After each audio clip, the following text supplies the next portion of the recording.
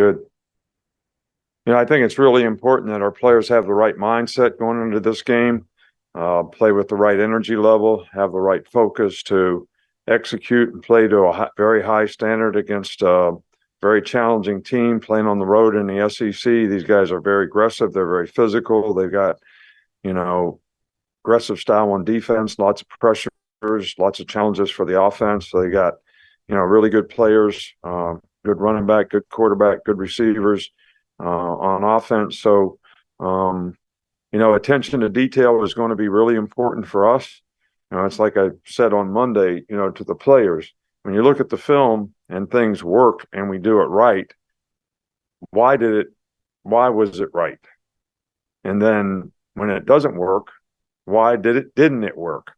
And most of the time it's something to do with us, something to do with our execution, our fundamentals, our fundamental discipline, our eye control, whether it's blocking, tackling, turning the ball over, whatever, making good plays, making bad plays. So then you say to yourself, well, what if I had the right sense of urgency? What if I had the right discipline? What if I had the right focus in practice to create the right habits? Because after the fact, you can only say only if, and regret that you didn't do everything that you could do to get ready to play the game. So, our players have been pretty good this week, and we need to continue to do that and clean up some things so that, we go over there with a lot of confidence in what we need to do to win. Starting to look for Chase.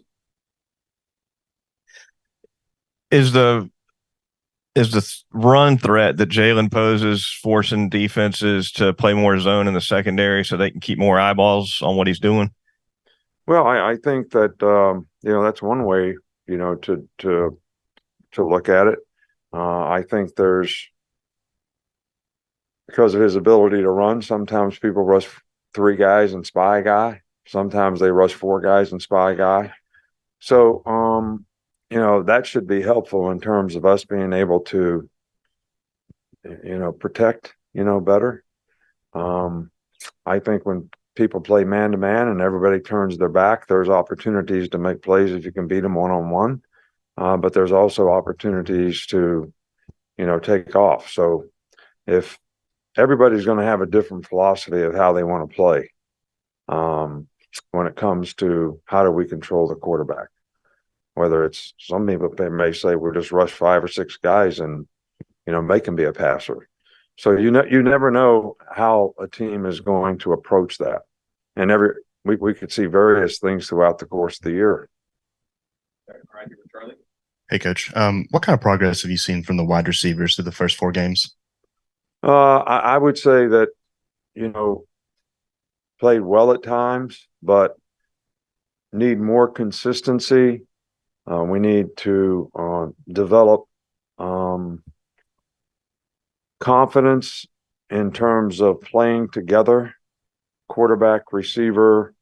I'm supposed to sit down if it's zone. I sit down. You drift and it's zone. It's 3rd and 5. Now the ball comes out because the quarterback thinks you're going to. So you're punting instead of getting a first down. So I think all those little things and those details, I say this all the time, might be the most overused attention to detail term in the building that, can make things work or not work. And I think we need to pay more attention to detail and the togetherness of how we execute in the passing game, whether it's protection, whether it's quarterback reads, whether it's route running, the whole thing. I think we can just, continue to make a lot of progress. And I'm not disappointed with the way the guys playing. They've made some great plays, but I think the consistency would be helpful. Yeah. Do you have an update on the health of Deontay Lawson and Terrence Ferguson? Both guys were unable to practice today. So that would put them in a probably category of very questionable. Go to Nick. Alvarez. So Jaheim Otis came in last year. He lost all that weight. He contributed as a freshman. This year, he's been moved around in a couple different techniques on the defensive line. Was that the plan for him coming in to kind of expand his role? in that I'm way. sorry, And who are you referring? Jaheim Otis. Yeah, Jaheim Otis is doing great. You know, our plan for every player is to develop them and help them develop and grow to be the best player they can be. You know, some players really buy into it and do all the things that they need to do it. And Jaheim has been a guy that's done that. He's gotten himself in better shape. He can move better. He can rush the passer better. He's got more versatility as a player, whether he plays, you know, 5 technique, nose, 2 technique, 3 technique. And he's done everything we've asked him to do. And you know, I think the quality of improvement in his play and consistency has been really outstanding. Back here, Cody. Wanted to ask your assessment overall on the depth at defensive line. Just how you feel like they've been playing overall? I think there's quite a few guys in the defensive line have made some contributions and continue to make contributions. I think we have some really good young players at defensive line. We need to get those guys to understand what it takes to play at a high level and get game ready in terms of preparation, how to practice, how to really understand the game plan, understand what the other team's trying to do. But I'm encouraged by the progress that they made. But I think that's the number one thing the young guys need to be working on and focusing on. How would you, excuse me, how would you assess the performance of Elijah Pritchett and Caden Proctor during practice this week? And is the plan to get them both reps or? Well, you know, with other injuries, you know, in the offensive line, we're moving guys around and we haven't made an assessment yet because really today's the only real practice. Yesterday, and I haven't watched practice film today.